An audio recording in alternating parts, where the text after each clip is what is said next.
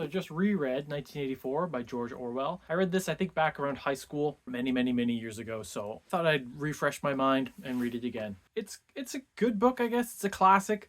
I didn't enjoy it that much because it's so dark and depressing, and it made me feel so hopeless. Just there's so many things that either I can compare to the modern day, and maybe I'm being beyond cynical, but I don't know. I made a lot of connections, and it just sort of, and I just sort of spiraled into a depression. So it's set in 1984, but written in 1949. So it's forward looking, which is weird to think that 1984 was 35 years ahead of the time it was written, but now 1984 is much more than 35 years in the past. It's like 42 years in the past. So 1984 is closer to 1949 than we are to 1984. The book itself is split into three parts. There's the first part, which is exploring this character, Winston Smith, the world he inhabits, his sort of daily life, his struggles against the party, but sort of secretly, and it's a very solitary struggle. Then the second part is him meeting this woman, Julia, falling in love, I guess you could call it, their liaison, their sort of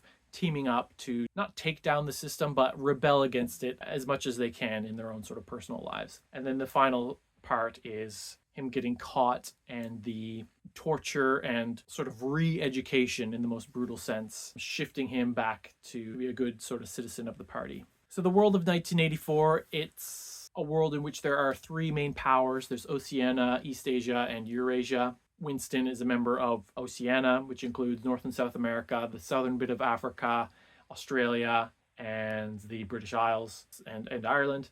And Britain at this point is called Airstrip 1. It's even lost its name, but London still exists, and he lives in London. And Eurasia is, of course, Europe, North Africa, and sort of Russia. And, of course, East Asia is China, Indochina, and Japan. And these three sort of superpowers are all at war with each other perpetually over West Asia, South Asia, Indonesia, the middle bit of Central Africa, but they're purposefully in this war. It's not a war of conquest. Each knows that they could never conquer the world, and even though they purport to desire to do so, they at the same time do not want to do so.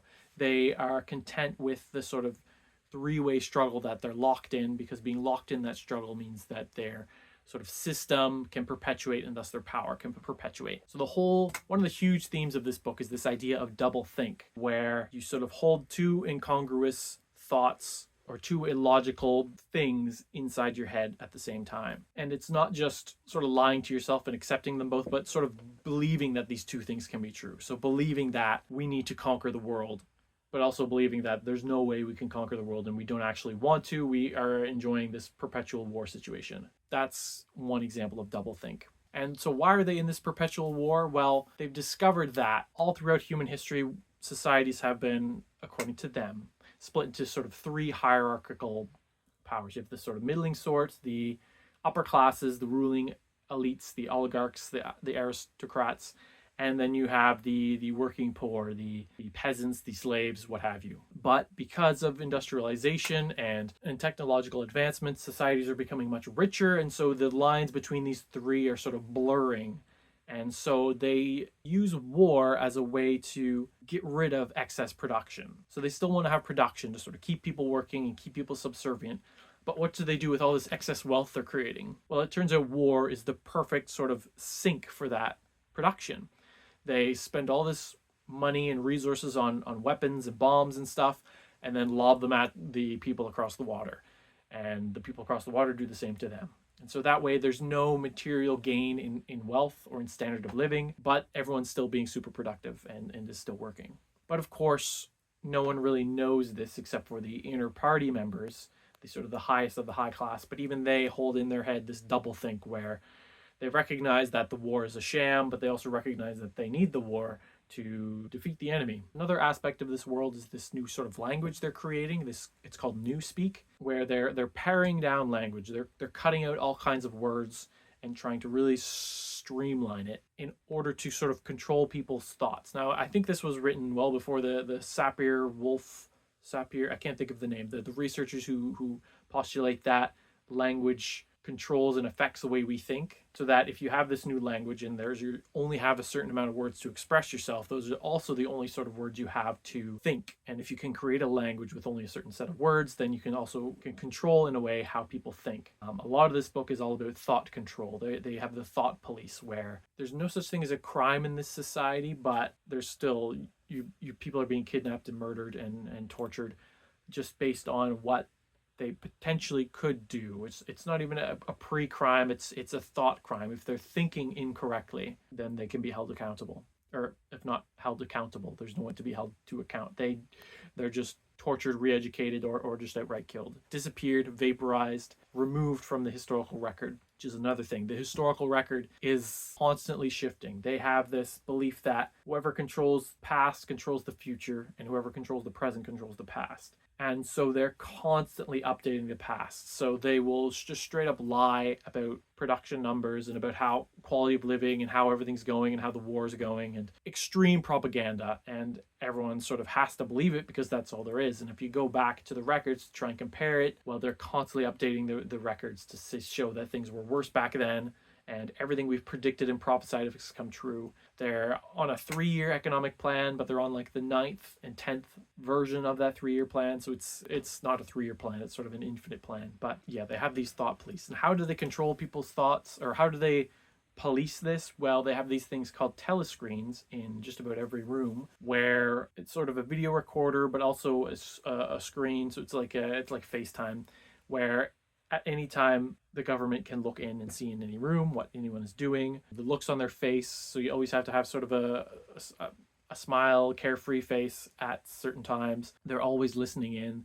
There's the expression "Big Brother is always watching." So there's no real head of government, but there is this sort of idea of this big brother who is this totalitarian ruler who's a big brother looking out for you, but is always watching out for you, or watching to make sure you're on sort of the straight and narrow. And this is where it gets me with the real life comparisons, is that in 1949 it's kind of science fiction that the government would be able to look into every single room and see what everyone's doing. But today, voluntarily, billions of people carry a cell phone around that constantly has a microphone running and is constantly picking up on everything that everyone says. Of course, the government's not like listening in at any one time, but the technology is there, especially with the rise of AI, to collect all that data, all of your search history, your travel with your location, to pick up on keywords or phrases when the cell phone has a microphone, or even to have the camera on. I don't think it would use the camera, but to collect all this data and again, using AI to sort of parse it and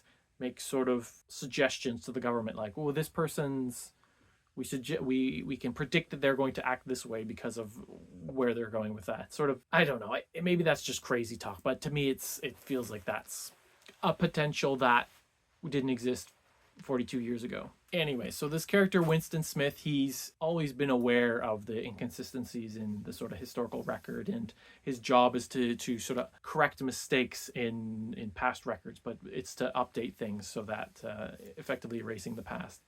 And he buys a diary from an antique shop and starts writing his thoughts down. He's of the generation that when he was a child, was sort of before Big Brother took over, before Ingsoc, the sort of English socialism, which became this totalitarian party system. Before that took over, so he still sort of has memories of the past, and he's longing for a future, and he's not sort of wanting to free himself, but he wants to somehow communicate to the future to let them know what it's like, but he sort of, it's a contradiction in that if anyone hears him in the future, then that means that the system has been destroyed. But if anyone doesn't hear him, then the system hasn't been destroyed. So the only way that people can hear him is if the system has been destroyed. So how does that help him destroy the system? Well, it really doesn't. Anyways, at the start of this book, he sees this man O'Brien, which he feels like he trusts this O'Brien man. He feels like he sort of makes eye contact, or there's a few moments where he has this dream about him, and he's like, this O'Brien guy, he's one of me. He's sort of a dissident, and if there's some way I could communicate with him, which immediately I'm like, no, this O'Brien's going to definitely be a bad guy. And then there's this young woman who's sort of following him around, and he sees a lot, and he's thinking like, oh, she must be with the thought police. Why is she always after me? And of course, as the reader, you feel like, no, she's on your side. She's trying to scope you out and get her on your side, which turns out to be the case. So this young woman, Julia, which she's described again and again as being a young woman with young flesh and a young body and beautiful. And Uh, Again, the book is written by a 39-year-old man who just died after this book was published. I didn't realize he died so young. But when a 39-year-old man is writing work of fiction where the main character is also a 39-year-old man who's described as sort of ugly and got lots of health problems and is kind of falling apart, and somehow this 20-something-year-old beautiful young woman falls in love with him. Yeah, that sort of, I roll my eyes at that. Anyways, he meets with Julia, and she slips him a note saying that I love you, which in this society, love can't exist. They even say that they're not even just romantic love, but even lust. They're trying to, they say, destroy the orgasm. They don't want any sort of energy outlet beyond that is controlled by the party. And he meets with this girl Julia, and they manage to have a number of secret trysts, and they sneak out and have these different safe houses that they go to and have sex. A lot of it is just pure sex, but sex is a very, like I said, sex is sort of a form of rebellion against the system that is a very sexless system where they hold sex as an evil, or rather the enjoyment of sex. Sex as a form of procreation is the only time that it's necessary, and they're sort of trying to advance artificial insemination so that they never have to copulate again.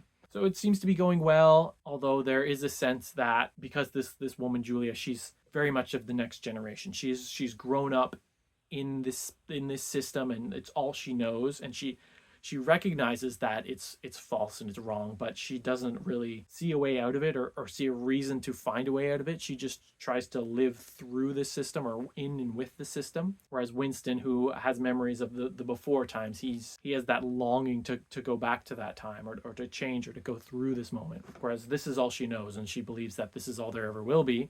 So she's just trying to do what she can, knowing that at some point she's going to get caught and be killed.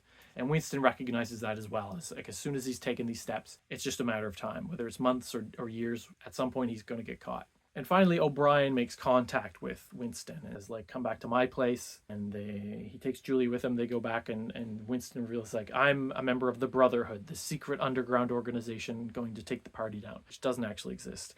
And eventually gives him this book, which explains the sort of fallacies of the party system, and explains the whole thought process and how the party system is set up, which I kind of talked about earlier, about the perpetual war, and how its only goal is to maintain power, sort of power for power's sake, for the people who are in charge, and to prevent all future revolutions and governmental changes. So things seem to be going well. They haven't got caught yet. Winston reads the book, and he doesn't get to read all of it.